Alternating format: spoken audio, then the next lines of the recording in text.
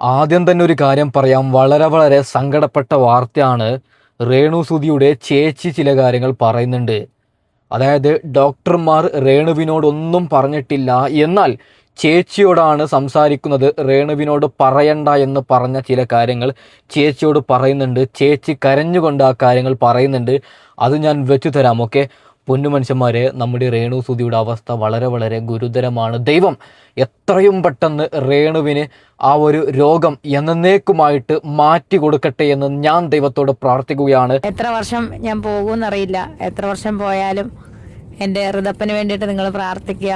അതായത് അവൻ്റെ അമ്മ തിരിച്ചു വരാൻ പ്രാർത്ഥിക്കുക. എനിക്ക് വേണ്ടിയിട്ട് പ്രാർത്ഥിച്ചില്ലെങ്കിലും അവൻ്റെ ഋതപ്പൻ്റെ അമ്മയ്ക്ക് വേണ്ടിയിട്ട് പ്രാർത്ഥിക്കുക. പൊന്നു രേണുസുതിയുടെ ഒരു കാര്യം പറയുകയാണ്, നിങ്ങൾ ഇങ്ങനെയല്ല, നിങ്ങൾ സ്ട്രോങ് ആയി നിൽക്കണം. ഇത് ഇന്ത്യ രാജ്യമാണ്. ഇവിടെ എന്ത് രോഗം വന്നാലും അതിന് ചികിത്സിക്കാനുള്ള എല്ലാ സംവിധാനവും ഈ രാജ്യത്തുണ്ട്. അതുകൊണ്ട് നിങ്ങൾ ഇങ്ങനെയൊന്നും പറയരുത്. പറഞ്ഞു കേട്ടല്ലോ, എൻ്റെ ചെറിയ മകനെ നിങ്ങൾ നോക്കണം, ഞാൻ ഇല്ലാതായി കഴിഞ്ഞാൽ എന്നാണ് രേണു പറയുന്നത്. എൻ്റെ പൊന്നു മനുഷ്യന്മാരോട് ഒരൊറ്റ കാര്യം പറയാം. അതായത് ഇങ്ങനെ രേണു സങ്കടം പറഞ്ഞ് വീഡിയോ ഇടുന്നതിന് താഴെ നീ എത്രയും പെട്ടെന്ന് ചാവണോടി, നീ ഒന്ന് ചത്തുപോടി, നിന്നെ ഞങ്ങൾക്ക് കാണാൻ അറപ്പാണ്, അങ്ങനെയൊക്കെ പറഞ്ഞ് ചിലർ കമൻ്റ് ഇടുകയാണ്. പൊന്നു മനുഷ്യന്മാരെ, രേണുവിനെ വിമർശിക്കുന്നവരോട് ഒരൊറ്റ കാര്യം പറയുകയാണ്, നിങ്ങൾ രേണു റിലേറ്റഡ് ആയിട്ടുള്ള വീഡിയോ കാണാതിരിക്കുക. അത് തന്നെയാണ് നല്ലത്. കാരണം നമ്മുടെ വീട്ടിലും മക്കളുണ്ട്. നമ്മുടെ അവസ്ഥ എന്തെന്ന് ആർക്കും പറയാൻ പറ്റൂല. അതുകൊണ്ട് അങ്ങനെയുള്ള കമൻ്റ് ഇടാതിരിക്കൂ എൻ്റെ പൊന്നു മനുഷ്യന്മാരെ. അപ്പൊ ഞാൻ മെഡിക്കൽ കോളേജിൽ പോവാട്ടോ.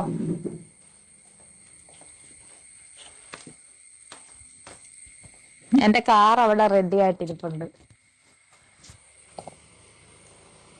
കാറിന്റെ ഇതെല്ലാം പോയല്ലോടാ, മറ്റേ വീൽ കപ്പൊക്കെ പോയല്ലോ.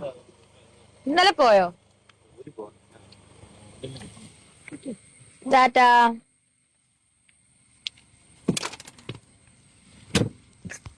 പോവാണ്, കുഞ്ഞിനെ നോക്കാം.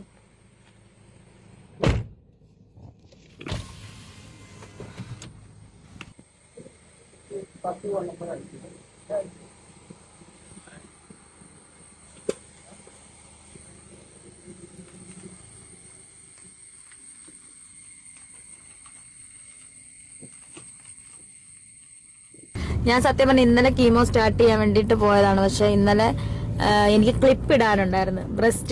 റൈറ്റ് ബ്രസ്റ്റിൽ ക്ലിപ്പ് ഉള്ളിലോട്ട് ഇടണമെന്നായിരുന്നു. അപ്പം അതുകൊണ്ടാണ് ഞാൻ ഇന്നലെ ഡോക്ടർ കീമോ സ്റ്റാർട്ട് ചെയ്തത്. അത് തന്നെയല്ല, പുറത്തുനിന്നൊരു മരുന്ന്, കോസ്റ്റ്ലി ആയിട്ടുള്ള മരുന്നും കൂടെ വേണമായിരുന്നു. അത് ആൻറ്റിബോഡി മരുന്ന് വേണം. അപ്പം ഈ കീമോയുടെ കൂടെ അതും കൂടെ കൊടുക്കണമായിരുന്നു. അത് ഇച്ചിരി വലിയ കോസ്റ്റ്ലി മരുന്നാണ്. സോ അതുകൊണ്ടായിരുന്നു കീമോ ഇന്നലെ സ്റ്റാർട്ട് ചെയ്യാതിരുന്നത്. ഇന്നിപ്പോൾ സ്റ്റാർട്ട് ചെയ്യും.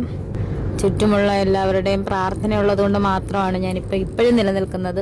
പിന്നെ കുറച്ച് കോൺഫിഡൻഷ്യൽ ആയിട്ടുള്ള കാര്യങ്ങൾ ചേച്ചിയോടും ചേട്ടനോടും ഒക്കെ പറഞ്ഞു. അത് പുറത്ത് വിടാൻ പറ്റത്തില്ല. രോഗിയുടെ കുറച്ച് കോൺഫിഡൻഷ്യൽ കാര്യങ്ങളാണ്.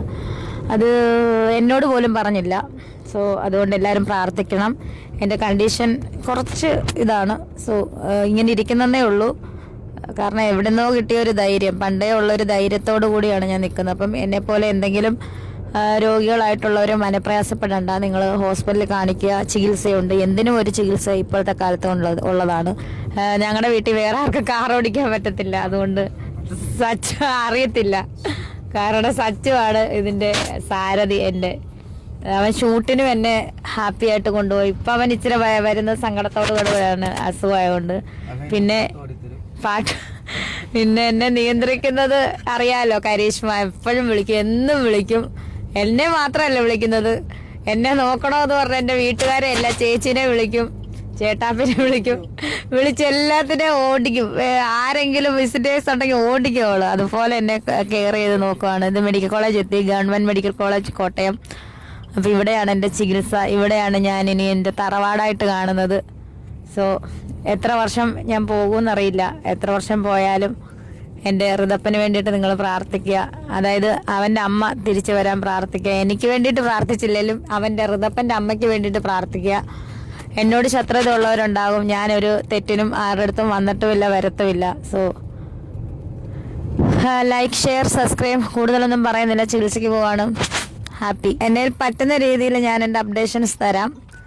എങ്ങനെയായി തീരും? കീമോ എടുത്തു കഴിയുമ്പോഴത്തേന് അയ്യോ ഒരു 2 ഓലക്കീറങ്ങ് എടുക്കുമെന്ന് പറഞ്ഞു കിടക്കുമെന്ന് എനിക്കറിയത്തില്ല. എന്തായാലും എൻ്റെ മനക്കരുത്ത് ഉണ്ട്, പക്ഷെ ബാക്കിയുള്ളതൊക്കെ ദൈവത്തിന്റെ കയ്യിലാണ്. സോ പ്രാർത്ഥിക്കുക. ഓക്കെ, എനിക്കും അത് തന്നെയാണ് പറയാനുള്ളത്. പ്രാർത്ഥന മാത്രമാണ്. ഓക്കെ, നമ്മുടെ രേണു സുധി വീണ്ടും കുറച്ച് കാര്യങ്ങൾ പറയുന്നുണ്ട്. തമ്പുരാൻ അറിയാം. അപ്പൊ നിങ്ങളുടെ പ്രാർത്ഥന ബലം എല്ലാം എൻ്റെ കൂടെ തന്നെ ഉണ്ടാകണം. അപ്പം ഞാൻ നിന്നെ സൗഖ്യമാക്കും കർത്തൻ, ഞാൻ നിന്റെ സൗഖ്യദായകൻ എന്ന ഒരു പാട്ടാണ് രാവിലെ ഞാൻ കേട്ടത്. അടിപ്പിണരാ സൗഖ്യം തന്നെ തരും. സോ ക്രിസ്ത്യൻസിന്റെയും ഹിന്ദുക്കളുടെയും അല്ലെങ്കിൽ മുസ്ലിങ്ങളുടെയും എന്നില്ല, എല്ലാവരും ഒത്തൊരുമിച്ച് എനിക്ക് വേണ്ടിയിട്ട് ഇന്നലെയും തന്നെ ഒരുപാട് പേര് വഴിപാട് കഴിപ്പിച്ചു. നാളെ മകമാണ്, ചിങ്ങമാസത്തിലെ മകത്തിലാണ് ഞാൻ ജനിച്ചത്. അപ്പം എന്നെ സ്നേഹിക്കുന്ന ഒരുപാട് ആയിരങ്ങളല്ല, പതിനായിരങ്ങളല്ല, ലക്ഷങ്ങളുണ്ടെന്ന് എനിക്കത് മനസ്സിലായി. സോ എല്ലാവരും എനിക്ക് വേണ്ടി പ്രാർത്ഥിക്കാൻ. സമയം പോകുന്നതുകൊണ്ട് എനിക്ക് ഒരുപാട് സംസാരിക്കാൻ പറ്റത്തില്ല. കീമോ തുടങ്ങാൻ പോവാണ്. നിങ്ങളുടെ പ്രാർത്ഥന, പിന്നെ അത് കീമോയുടെ എഫക്റ്റും കാര്യങ്ങളും ഒക്കെ നിങ്ങളോട് ഞാൻ പറയേണ്ട കാര്യമില്ലല്ലോ.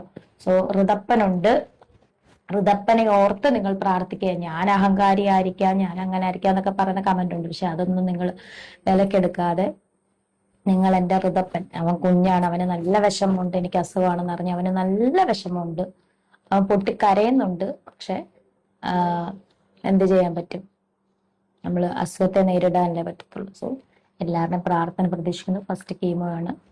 ഒരുപാട് പൈസയാകും കേട്ടോ, ഒരുപാട് പൈസയാകും, ലക്ഷങ്ങൾ പൈസയാകും എനിക്ക് മരുന്നിന്. 17-18 കീമോ ഉണ്ടെന്ന് പറഞ്ഞാൽ നിങ്ങൾക്ക് അറിയില്ല. പുറത്തുനിന്നുള്ള മരുന്നും കാര്യങ്ങളൊക്കെ ഉണ്ട്, നല്ല പൈസയാകും. അപ്പം അതൊന്നും ഞാൻ കരുതിയിട്ടുള്ളതല്ല. കാരണം കുറെ പ്രോഗ്രാമൊക്കെ മുടങ്ങിപ്പോയായിരുന്നു എൻ്റെ. സോ നിങ്ങളുടെ സ്നേഹം, ഞാൻ പിരിവെടുക്കുന്നതല്ല ഒരിക്കലും. ഞാൻ കഴിഞ്ഞ വീഡിയോയിൽ പറഞ്ഞ പിരിവല്ല ഞാൻ പറയുന്നത്. അപ്പം നിങ്ങളുടെ പ്രാർത്ഥനയാണ് ഏറ്റവും വലുത്. സപ്പോർട്ട്, നിങ്ങൾ എൻ്റെ ചാനൽ സപ്പോർട്ട് ചെയ്യുക, എൻ്റെ സബ്സ്ക്രൈബേഴ്സ് പോകാതെ ഇരിക്കുക. ഞാൻ തിരിച്ചു വരും. So thank you so much. എൻ്റെ ചേച്ചി, എന്തായാലും എനിക്കൊരു കാര്യം പറയാനുള്ളത് എല്ലാ യൂട്യൂബേഴ്സിനോടും, അതായത് രേണുവിന് വേണ്ടിയിട്ട് നമ്മൾ പ്രവർത്തിക്കണം. അതായത് രേണുവിന് പൈസക്ക് നല്ല ആവശ്യമുണ്ടെങ്കിൽ നമ്മൾ ഓരോരുത്തരും പിരിവാക്കിയിട്ട് നല്ലൊരു തുക രേണുവിന് കൊടുക്കണമെന്നാണ്. ഞാൻ അതിന് നേതൃത്വം കൊടുക്കാം. എല്ലാവരും അതിന് സപ്പോർട്ട് തരണമെന്ന് ഞാൻ പറയാം. ഓക്കെ, പൊന്നു മനുഷ്യന്മാരെ, നമുക്ക് ചേച്ചി പറയുന്നത് കേൾക്കാം. ഓക്കെ, നമുക്ക് ഫസ്റ്റ് കീമോ സ്റ്റാർട്ട് ചെയ്യുന്നത് ആഴ്ചയിൽ 3 ആഴ്ച കൂടുമ്പം ഒരു കീമോ വെച്ച്, അങ്ങനെ 6 എണ്ണമാണ് മൊത്തം. ഫസ്റ്റ് കീമോ, ഈ 6 കീമോ കഴിഞ്ഞിട്ട് പിന്നെ സർജറിയാണ് അവർ പ്ലാൻ ചെയ്തിരിക്കുന്നത്. അപ്പം എല്ലാവരുടെയും പ്രാർത്ഥന ഉണ്ടാകണം.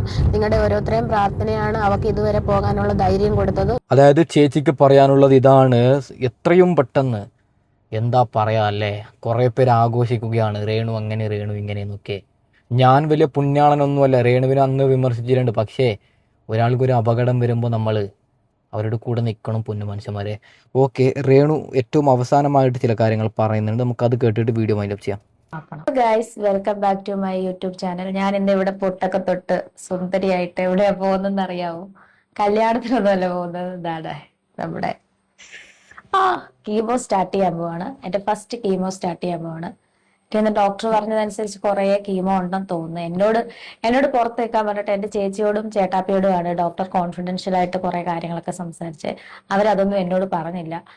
മേ ബി എനിക്ക് കുറച്ച് സീരിയസ് കാര്യങ്ങളൊക്കെ ആയിരിക്കും, പക്ഷെ എന്നോട് അവർ പറഞ്ഞില്ല. പിന്നെ വീട്ടുകാരോടും എന്നെ കഥ കടച്ച് അകത്തിരുത്തിയിട്ടാണ് വീട്ടുകാരോടും കാര്യങ്ങളൊക്കെ പറഞ്ഞത്, എൻ്റെ ചേച്ചിയൊക്കെ, പപ്പായുടെ അമ്മയുടെ ഒക്കെ. അപ്പം എല്ലാവരും പ്രാർത്ഥിക്കണം. കുറച്ച് സീരിയസ് കാര്യങ്ങൾ തന്നെയാണ്. ഞാൻ അറിഞ്ഞത് വെച്ച് എൻ്റെ കണ്ടീഷൻ കുറച്ച് സീരിയസ് മോശമാണ്. പക്ഷെ എങ്കിൽ പോലും പേടിച്ചിരിക്കുന്നവർക്ക്, അല്ലെങ്കിൽ ഇവിടെ ഒരു മുഴ വന്ന അയ്യോ എനിക്ക് പേടിയാണ് എന്ന് വെച്ച് ഇരിക്കുന്നവർക്ക് ഒരു മാതൃകയാകാൻ ആണ് ഞാൻ ആഗ്രഹിക്കുന്നത്. നിങ്ങൾ ഒരിക്കലും അത് വെച്ചുകൊണ്ടിരിക്കരുത്. ചികിത്സയുണ്ട്, എല്ലാത്തിനും ചികിത്സയുണ്ട്. അപ്പൊ എല്ലാ രോഗങ്ങൾക്കും ചികിത്സയുണ്ട് നമ്മുടെ ആശുപത്രിയിൽ. അപ്പൊ നിങ്ങളിത് വെച്ചിട്ട് പേടിച്ചിരിക്കുന്നത് ആരുമില്ല. അയ്യോ എനിക്ക് പേടിയാണ്, ക്യാൻസർ ആണ്, ഒന്നും പേടിക്കണ്ട. നിങ്ങൾ ആ ഒരു മുഴയുണ്ടെങ്കിൽ സ്ത്രീകളായിട്ടുള്ള നിങ്ങൾ അത് വന്ന് കാണിക്കുക, നിങ്ങൾ പരിശോധിക്കുക, തുടർ ചികിത്സ ചെയ്യുക. അല്ലാതെ അത് വെച്ചുകൊണ്ടിരിക്കരുത്. എന്തായാലും എനിക്ക് ബിഗ് ബോസ് ടീമിനോട്, ലാലേട്ടനെ, പിന്നെ ഇങ്ങനെയുള്ള സോഷ്യൽ മീഡിയയിലുള്ള കുറേ പ്രേക്ഷകരോടൊക്കെ പറയാനുള്ളത്, നമ്മൾ രേണുവിന് താങ്ങായി തണലായി നിൽക്കണം. അവരെങ്ങാലും എന്നെ സഹായിക്കൂ എന്ന് പറഞ്ഞ് രംഗത്ത് വന്നു കഴിഞ്ഞാൽ വീണ്ടും അവർ ഏറിൽ പോവും. രേണു പിരിച്ച്, രേണു ക്യാൻസർ കൊണ്ട് പൈസ ഉണ്ടാക്കും എന്നൊക്കെ വാർത്ത വരും. അതുകൊണ്ട് നമ്മളായിട്ട് അറിയുന്ന പൈസ ആ ഒരു കുടുംബത്തിന് കൊടുക്കാൻ ശ്രമിക്കൂ എന്ന് എല്ലാവരോടും ഞാൻ പറഞ്ഞിട്ട് ഈ വീഡിയോ ഞാൻ വൈൻഡപ്പ് ചെയ്യുകയാണ്. Okay, by.